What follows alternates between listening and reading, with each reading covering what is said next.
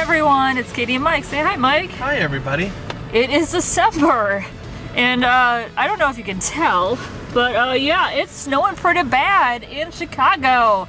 So Mike's gonna take this slow as we drive home. Yeah, it literally started this afternoon, so we wanted to get to the movie before it got crazy tomorrow. So what movie did we go see? Well, it's a movie about warm places and about hope and about persevering, because like we said in our last review, we kind of need that right now. So we went to see Moana, which we meant to see like 2 weeks ago, and then we ran out of time because I've been busy with things. But we finally got to see it, and I really liked it. Did you like it? Yeah, it was really great. I mean, it's Disney.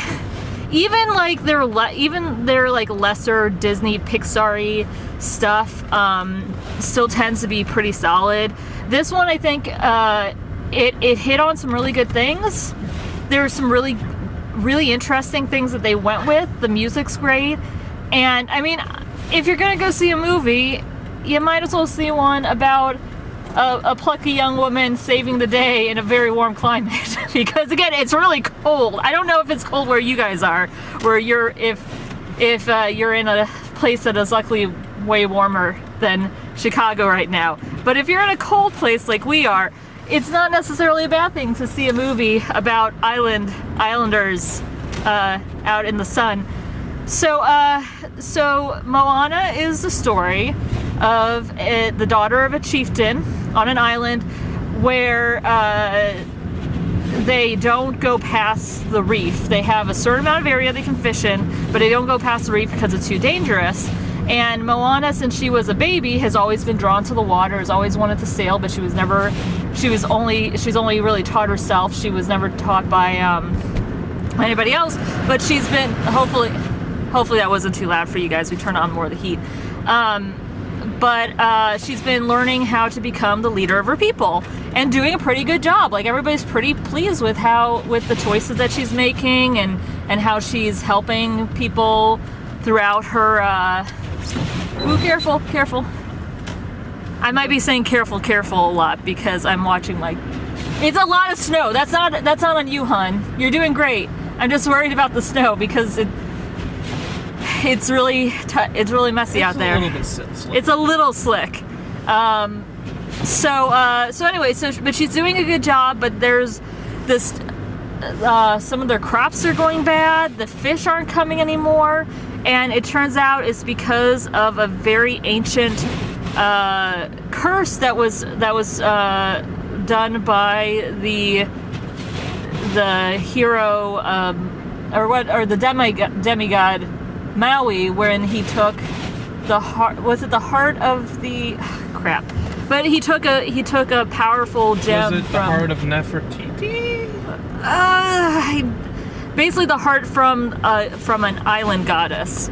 And so it's Moana's job to find him and get him to put the heart back.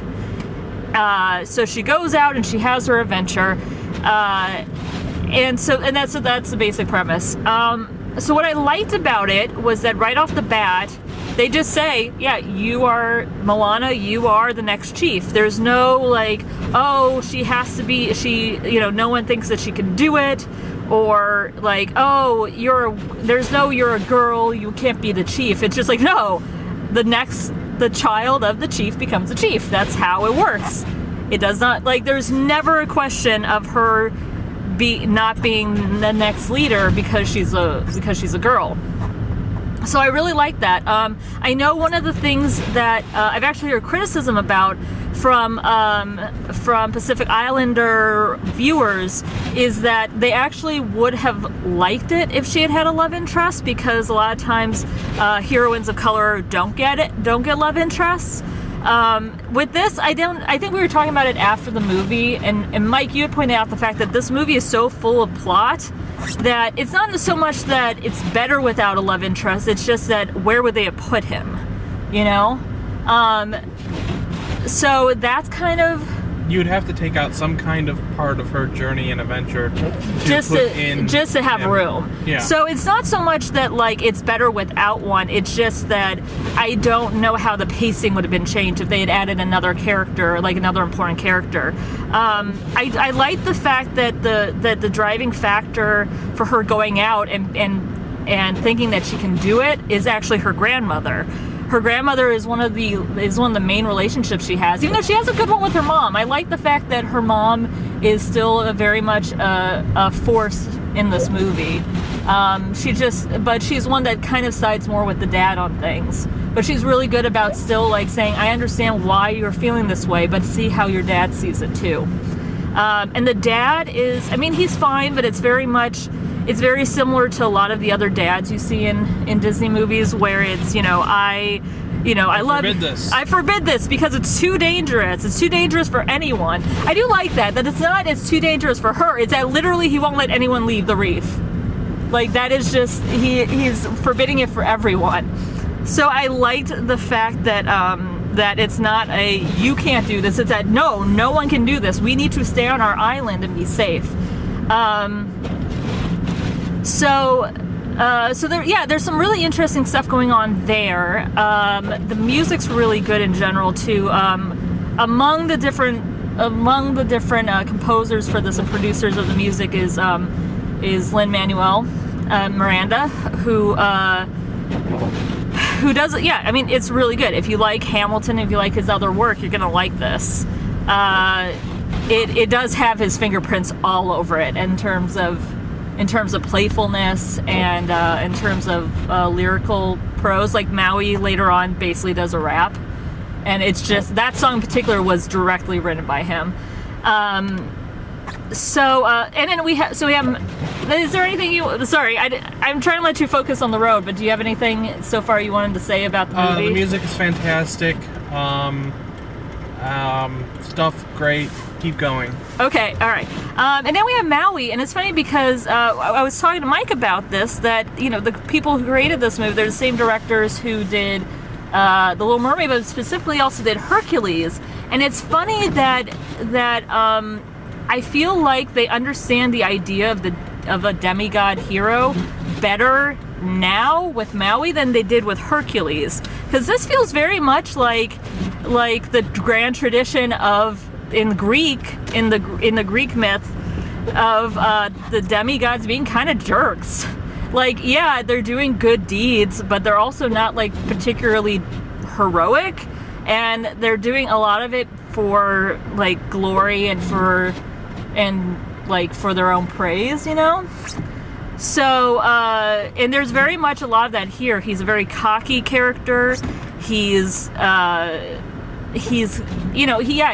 does do good deeds, but it's just as much for his own acclaim than it is for doing what's right. In fact, I mean, his opening song is called "You're Welcome," and it is the catchiest. I mean, in a movie with lots of catchy songs, that one sticks in your brain because I'm thinking of it right now.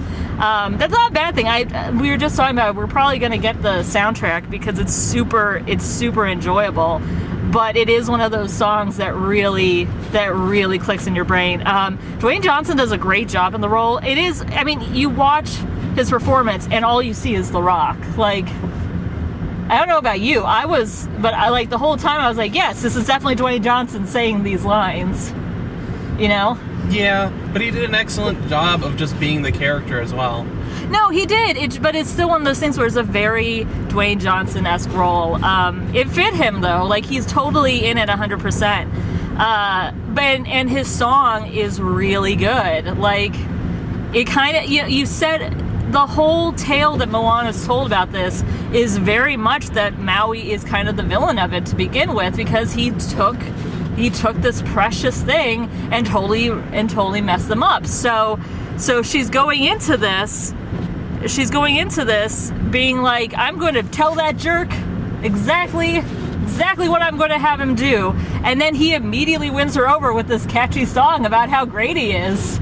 And while you're watching, you're like, I'm sure there's more to this, but it is very catchy. That's one of my favorite artistic points too, because that whole song had its own like art direction Yeah, that was a really cool. and art design. Like it was like paper models and stuff. Yeah, that was a really cool. Based off the tattoos. Yeah, that was really cool, and it said a lot. Like, it gave you a lot of info while still being really fun. But again, like, it kind of warms you up to him until you realize he's still a jerk. But for a little while, you're like, oh right, he's not just a thief who stole this. He did all these cool things apparently that we didn't even hear about before.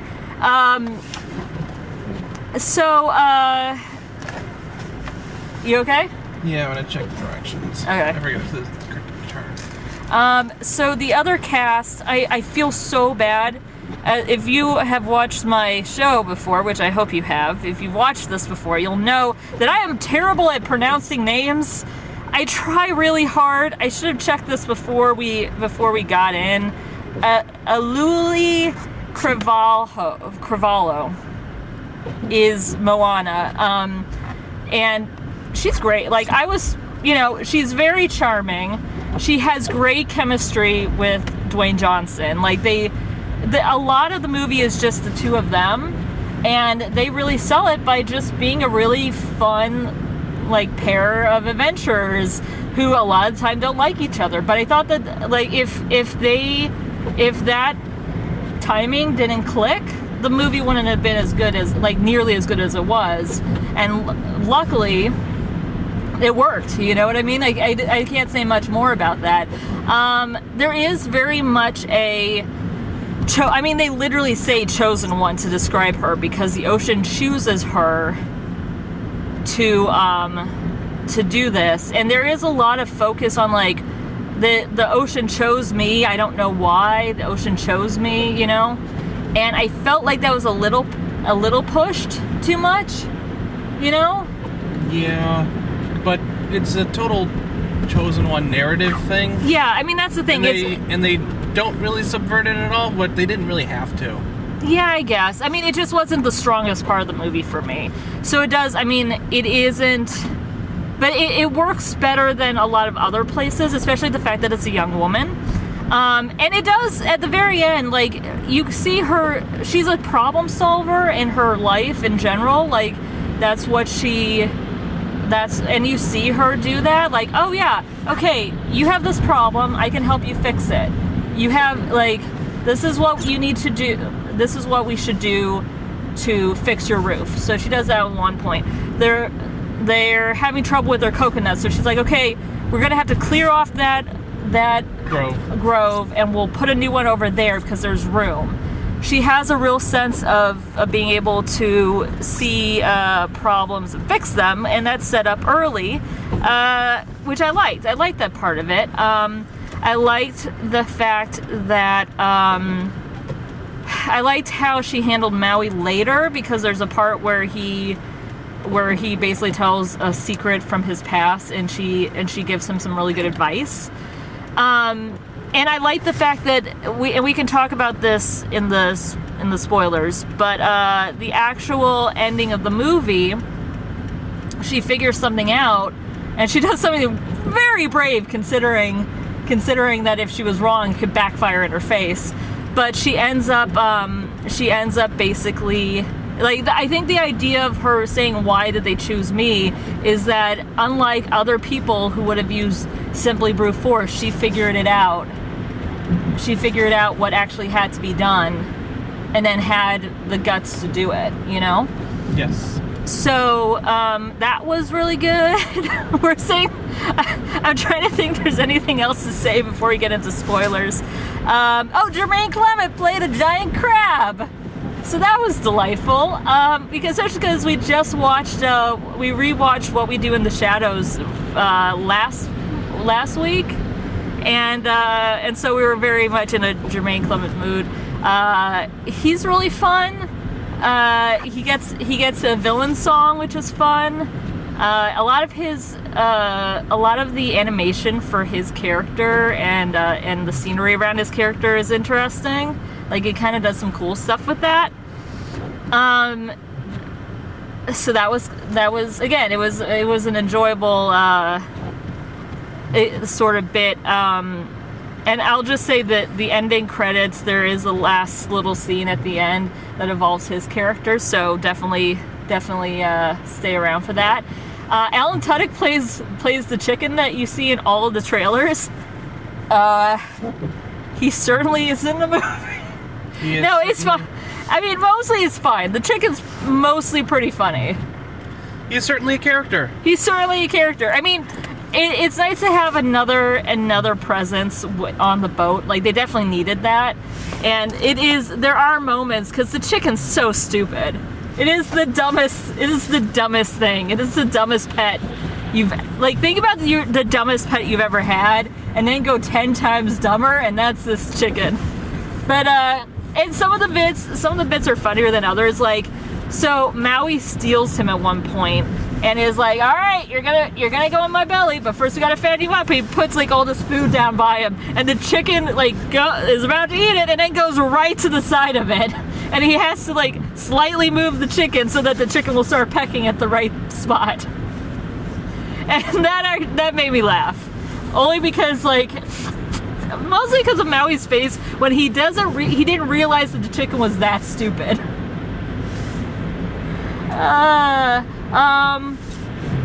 I thought, and another thing that they did, and this is a super Aladdin thing that they did. You okay? Yeah, we just got hit by rice salt and stuff. Okay. But really, such an Aladdin thing was to have Maui's tattoo, like the tattoo version of him, because he has a tattoo of himself doing something, but it moves, and it's basically the flying carpet. It is a silent, mute sidekick. Calling out the character on his bullshit. Yeah, calling the character out on his bullshit. There's very much, I mean, like I said, it's by the same people. Yeah. I thought it worked okay. Like, I get it. They needed to have other characters besides these two, because without it would just be those two on the boat. And it would be super serious, and it would probably be really boring. Yeah. Oh, and also the ocean is anthropomorphic in this. Well, yeah.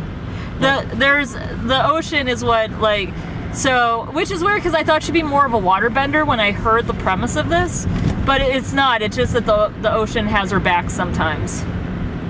Sometimes. It doesn't always behave, but the idea is that whenever Maui wants to throw the chicken overboard or Moana, it just kind of carefully places them. And I kept thinking, she is never dry.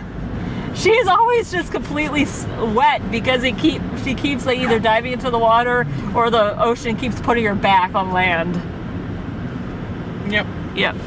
So, no, it's a charming movie. I mean, I would definitely recommend seeing it. We all could use some levity right now. Goodness knows, I needed this. Again, if you're a fan of Hamilton, it has the composer of that does a lot of the music. You'll probably like that music. It's a really pretty movie. And again, I think it does some really interesting things. There's certainly things that it does that is very much in the Disney repertoire anyway. There are actually a few too many nods to the fact that this isn't like other princess movies. Like, she says, I'm not a princess, I'm like, it's okay to be a princess, it's fine. So that I felt because I'm like, Disney's gonna treat you like a princess anyway. Like, you are a part of the Disney princess line now, officially, merchandise-wise. So it was weird that they decided to make a point in the movie of saying she's not a princess when Disney's gonna put her in that lineup anyway, you know? Yeah. It's probably one of the odder things that they kept in this movie. Yeah, I don't know why it was necessary to make a point about her. Functionally, she is basically a princess. And I don't mean that in a bad way. Like I said, I really like the fact that there is, at no point is there a time when they don't have her, when they ever say oh, maybe she can't be the chief because she's a girl. None of that happens. And I like the fact that that there's a point fairly early in the movie where she said, like, she is proud of being the chief's daughter. She is proud of leading her people. Like, she starts to own that in a way she doesn't when she's a really young kid. And I like the fact that doesn't really change. That there's it's never about her wanting to shirk off those responsibilities. It's about her feeling like there's just something missing from there, and that's actually and the reason why that is explained in towards the end of the first half or the first act. So I thought it did a really good job of. It's not that she wants to shirk off tradition and become like a modern woman in that, like, whatever that means for her. It's more just, I want to lead my people, but I feel like we've lost something somewhere. Like, something's missing. Something's amiss. Something's amiss, and I don't get why. And then she finds out why, and then it becomes part of the journey. So yeah, so that's actually, like, I thought that was done pretty well. Again, I didn't want to learn too much about the movie going into it, but now I want to actually jump into to pieces by Pacific Islander viewers and reviewers and see what they've had to say about it, because I know that there have been some criticisms, but I'd like to see what they thought worked and what didn't, to be honest, because I'm not sure how much of the folklore it actually pulled from. I don't know how much they made up. I'm sure it's a mix of some of it. I know one of the things they said was that they wished that they had brought in one of the female demigods, that it wasn't, or like that one of the female parts of the folklore, which they do a little bit, but not like the main one. And it would have been nice to have it be like a demigoddess with the heroine instead of The Rock as a demigod, you know. I'm not saying that it's bad. I'm just saying that's one of the things I've heard from people, is that, like, that would have been kind of cool. All right, so before we get into spoilers, I will say, yeah, the artistic design on this is really good. Their hair is really good. Like, they were very good about designing characters that don't look white, you know. Specifically their hair, I thought, was done really well. The texture was really distinctive, and I like the fact that you got to see a lot of different kinds of body types, and I don't know, there's a lot of really thoughtful art design in this movie that I thought was done really well. Is there anything else you have to say before spoilers? No, it's a good movie. You can see it. Okay, yeah. You don't necessarily have to see it in theaters, but it certainly gains a bit of oomph with music and everything in a theater atmosphere. It's a very pretty movie, and like I said, obviously we're all gonna see Rogue One. I feel like my viewership is pretty much set on Rogue One. But we already have tickets. We just bought tickets. But especially if you have kids, this is a really good movie. Like, I think that they're gonna really enjoy it. It was fun. It was very adventure focused. There's lots of good action. It's beautiful. I think it would be a good pick for the holidays. But yeah, if you're planning on seeing a movie and you just want something that's really lovely and enjoyable, go see this one. It's good. So with that, you want to go to spoilers? Sure. All right, spoilers. So there's not a lot of spoilers. But the biggest one, and it was one that I was kind of tipped onto because I had heard that one of the things about this movie is that there aren't any real bad guys. Which isn't really true, because there's Jermaine Clements Crabbe, who's kind of a jerk. He's more of a jerk than anything. But you find out, so you find out, first of all, you find out that Maui, the reason why he's a demigod at all is that his, thousands of years ago, he was human, and as a baby, his parents threw him in the ocean. They didn't want him, and obviously it broke his heart because he was a baby, and they abandoned him. And the gods ended up raising him and giving him his magical hook, and that has all of his powers. And so ever since he's been doing all these great works because he wants the humans to love him. So the reason he stole the heart was so that because he thought it would let the humans create life of their own. And then what it really did, and they'd rejoice him. And they would, and then it would be even the biggest thing he ever gave them. He would give them so much. So, and instead, this creature, this volcanic creature, appeared right after and smote him, and he lost his hook, and so he was trapped ever since. He was trapped on this island ever since. And so they go to put the heart back, and this volcanic monster is in the way. And so, but they get through after a couple tries, in which Maui almost destroys his magical hook, and he goes, "Nope, I'm out. It's only partially working now, but if I try to go up against that monster again, I'm going to lose my hook, and I'll have nothing. I'll have nothing left. I'm not going to do this."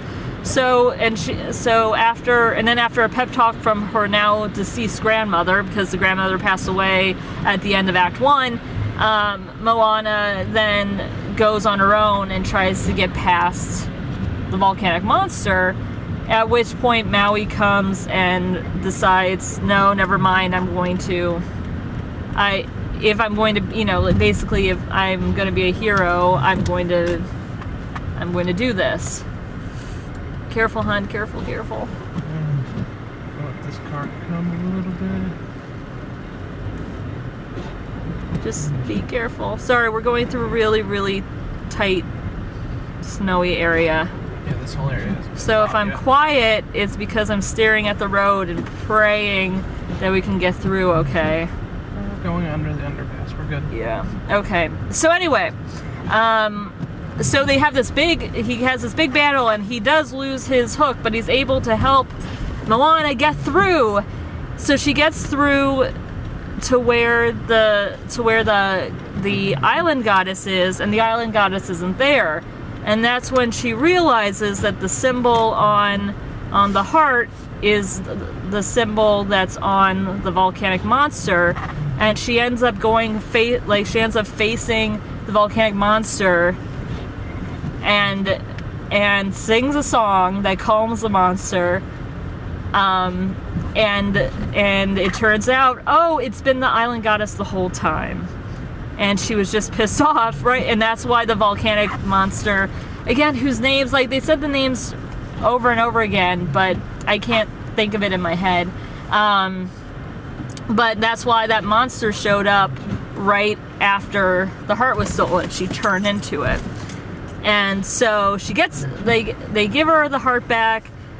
Maui apologizes. Actually, it's a good apology. That we talk a lot online about bad apologies, and how lots of times people who apologize don't really apologize for the right thing, or they don't get it. And this one was just, I have no excuse. I'm sorry I did all this and that I caused all this. And she forgives him, and she hands him his hook, a new hook, in which he is super excited to use.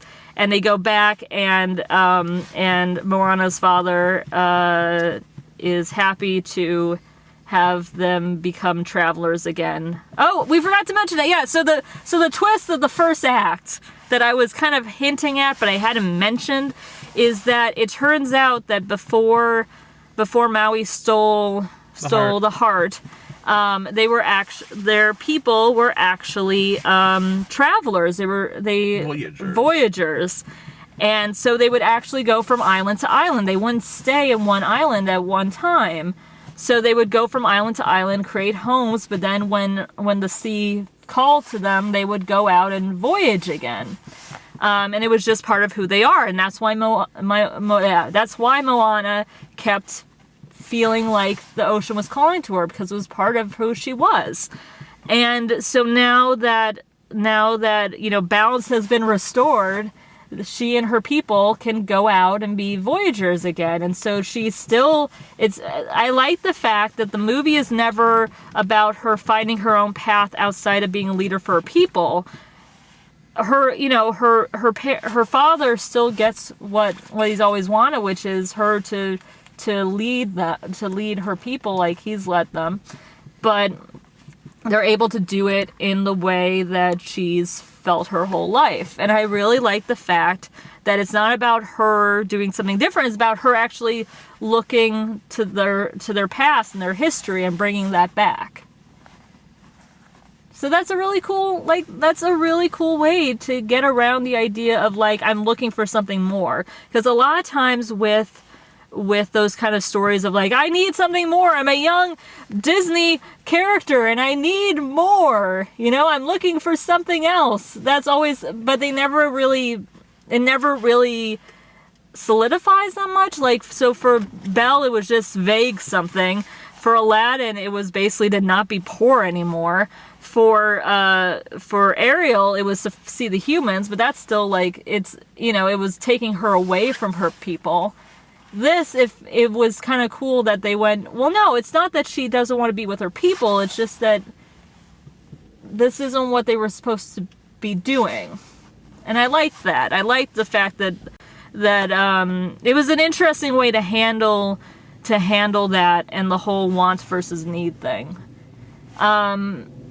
Yeah, like I said, I thought that there was some really good stuff about this. It was, I think it's of the newer Disney Renaissance of the last few years, I think this was the best paced.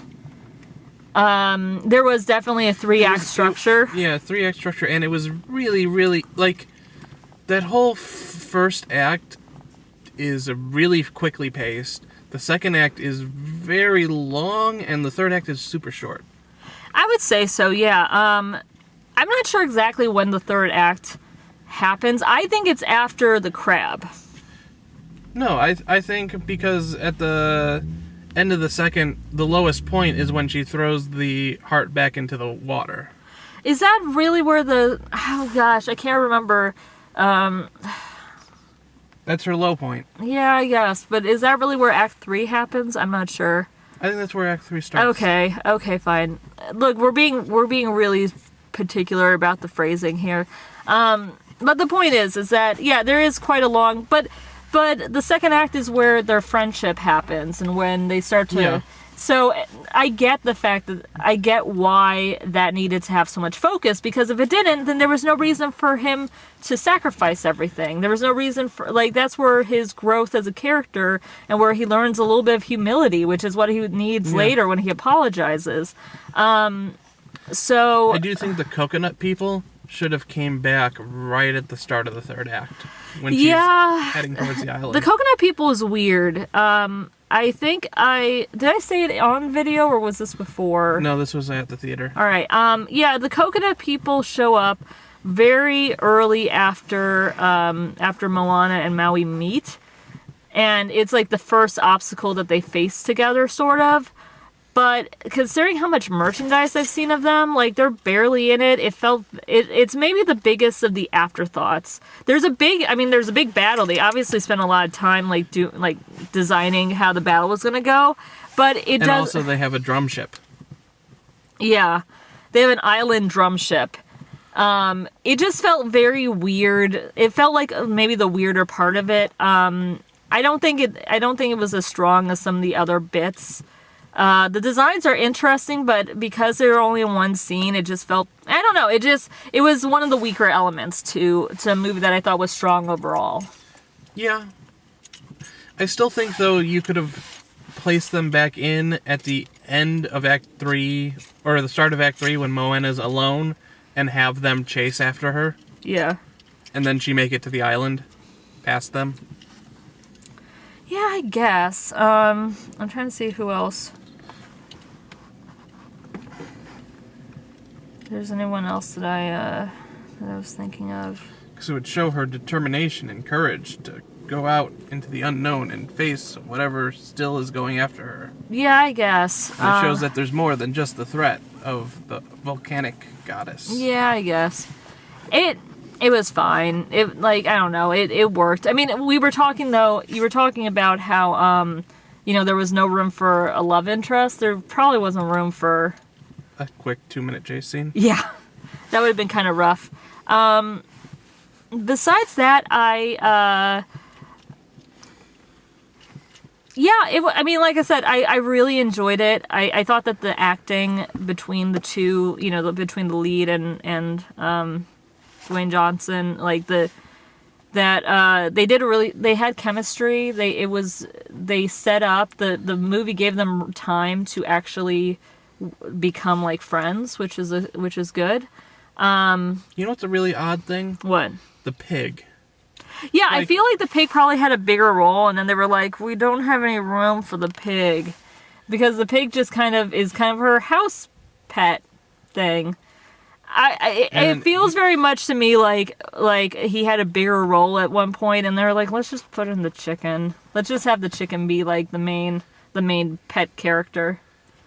Maybe they thought up the tattoo character, and then they were like, now why do we have the pig? Why do we have the pig? Yeah, probably. That actually makes sense. It feels very much... Yeah, it feels very much like just another... Maybe something that was around for a while, and then... Yeah. Yeah, I can't think of any reason that... Like, when she first goes out to the reef and then it falls in, okay. But again, that does seem like just a part where it's nothing bad. It just, I don't know what function it has in the story. If we're getting into nitpicky, yeah, besides being cute, if we're getting into nitpicky, like what doesn't work, what wasn't strong about the movie, that's definitely one element of it. So I think that's all I got. I can't think of anything else to say about it. Like I said, it's all the songs are catchy. They're really pretty. A lot of the one about where it's about her people and who they used to be, really works well with the visuals of the ocean and them riding the ocean. Like you get emotional listening to it because it's very much about community and about them working together. Like there's a real sense of like I said, it's a movie that feels very genuine in the messages that it has, Yeah.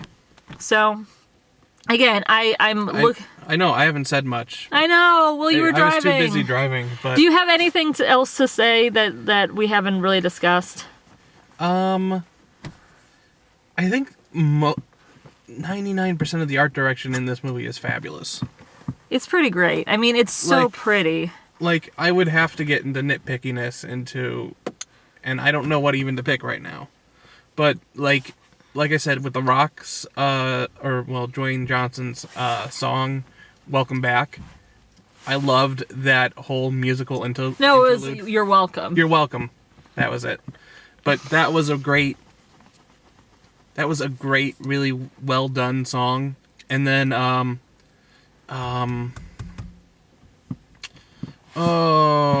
I had another idea where the art was like really super good. When was, come back to me. Oh. I'll figure it out. Well, I want to get wrapped up. Yeah, I know. But there's other parts where the art direction is super stylized. Oh, when they're in the undersea. Yeah. The monster land and the crab during the photolescence of him and there's a part where so first the crab's very shiny. He has this whole song about how shiny he is, and like, oh, you think beauty's on the inside? Wrong, it's on the outside, and I'm gorgeous. Which again, like, part of me was like, okay, but I want to get to the next part already. I want him to get the hook and get going. So part of me was doing that, but I'm like, but this is also kind of enjoyable. It is very much like he's a dragon, except he's a crab. Like, it's basically him playing a dragon in a hoard of riches. But yeah, so there's a part though where he goes into basically, you know how when you're playing Zelda and then it's like, it goes into like, after you beat him like twice and then there's like that third mode and then it goes like crazy. It was like that because he turns off the lights and then it's all bioluminescence and like neon colors and stuff. But it felt very much like the third part of the boss fight. Yeah, I can agree with that analysis, but I think it still looked super cool. No, it was good. That might have been the most interesting part to me to see in 3D, even though we didn't see it in 3D. Yeah, that might have been fun. I'm interested to what it was like for people in 3D who went to see it. We just decided to see it without, and honestly, I'm okay with that. I don't think we had an option for 3D. Yeah, I'm okay with that. I'm fine with that. But again, I would definitely go see this movie in theaters. If you're going to see a movie in theaters, and you're not seeing Rogue One yet, you might as well see this because it is very pretty and it's an enjoyable movie. It's really enjoyable. I've been umming and liking a lot in this. Probably because it's been unbalanced and I have barely spoke. So you have to just like take your time and develop thoughts and then all of a sudden you're just rushing ahead of yourself and you can't think straight. Pretty much. I know, because when the time where I talk, you just start thinking about the things you're going to say next. That is a helpful part to our dynamic usually. Yeah, usually. But you were being safe. I was being safe while driving. Yeah, that's a good thing. So, next is Rogue One. For you all. Whoa. What did you? I thought we were wrapping up. Office Christmas Party. I'm not seeing Office Christmas Party before we're seeing Rogue One. What, the fantastic space opera Rogue One? That's on Thursday. We could totally see a movie on Tuesday. No, I actually have no time. That's the problem. I think Office Christmas Party is probably going to be funny. I don't know if we're going to have time to see it. It's probably going to be an after Christmas movie. It might be an after Christmas movie. It's set in Chicago and it has Kate McKinnon being like dorky and like I think it could genuinely be like a really funny movie. I just have no interest in seeing it before seeing Rogue One. That's the first priority. It looks like that sort of like classic Christmas comedy thingy that always sort of comes by every 5 years. Well, and nothing about the movie that I could see in the trailer pissed me off, because sometimes these raunchy comedies, like, there's like a nasty joke or just like a mean-spirited joke that just doesn't, that's not pleasant. But it gets stuck in the TV roles and the trailers all the time. Yeah, so, I mean, they could still have those, but nothing in the commercials for it made me think that I was going to be pissed off by anything, by like a mean-spirited joke in it. Now, I could be wrong, but I was at least, I felt like, at least from the commercials, that it felt like it was going to be just a raunchy, funny comedy. Hopefully. So we'll see. And like I said, Kate McKinnon's in it, and I love Kate McKinnon, so we'll see. So Rogue One is coming up next week. I'm super excited. Fingers crossed that it's good. And besides that... the gigantic epic space opera. Of Rogue One. Yes. Yeah, that's what we keep saying. Anyway, we're really tired. It's been a long day. Let's go see Moana. Enjoy, Katie and Mike. Hey, everybody. JustPlainSomething.com. And we'll see you later. Bye, everybody. Bye.